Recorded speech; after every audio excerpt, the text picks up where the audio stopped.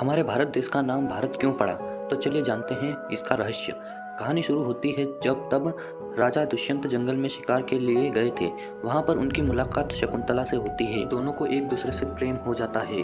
वे गंधर्व विवाह करते हैं। दोनों की एक संतान होती है जिसका नाम भरत होता है। राजा भरत प्राचीन भारत के एक चक्रवर्ती सम्राट थे जो कि राजा दुष्यंत तथा रानी शकुंतला के पुत्र थे।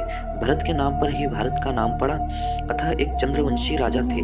भरत के बल के बारे में ऐसा माना जाता है कि वह बाल्यकाल में वन में खेल में अनेक जंगली जानवरों को पकड़कर या तो पेड़ों से बांध देते थे या फिर उनकी सवारी करने लगते थे। इसी कारण ऋषि कंडव के आश्रम के निवासियों ने उनका नाम सर्वदमन रखा। भारतवर्ष या भारत नाम हस्तिनापुर के महाराजा दुष्यंत और शकुंतला के पुत्र भरत के नाम पर ही पड़ा।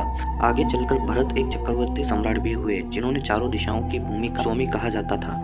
सम्राट भरत के नाम पर ही देश का नाम पड़ा भारतवर्ष। भारत को भारत नाम मिलने की सबसे लोकप्रिय और प्राचीन कहानी यह है कि दुष्यंत वन में शिकार का पीछा करते करते ऋषि कंडव के आश्रम में पहुंच गए।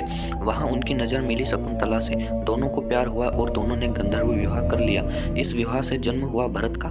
दुष्यंत अपने साथ शकुंतला को तुरंत नहीं ले गए क्योंकि उस समय कंडव ऋषि मौजूद नहीं थे अपने आश्रम में। राजा दुष्यंत ने एक अंगूठी दी थी निशानी के तौर पर। कहा जाता है कि जब शकुंतला उस अंगूठी को देखकर दुष्यंत की याद में डूबी हुई थी तभी वहां दुर्वासा ऋषि का आगमन हुआ। शकुंतला ने उन पर ध्यान न दिया और गुस्से में दुर्वासा ने श्राप दे दिया कि जिसकी याद में मेरा सम्मान नहीं किया वह तुम्हें भूल जाएगा। माफी मांगने पर दुर्वासा का क्रोध शांत हुआ और उन्होंने मिलने का तरीका भी बताया। वापस भरत की बात करें तो उनके बारे में कहा जाता है कि वह शेर के शावकों के साथ खेलते थे। आगे चलकर वह चक्रवर्ती सम्राट बने और उन्हीं का वंश आगे बढ़ा जो भारत वंश कहलाया। इसी वंश के बीच महायुद्ध हुआ, कौरवों और पांडवों का, महाभारत। इस तरह एक भरत से देश को भी नाम मिला और एक महागाथा को भी।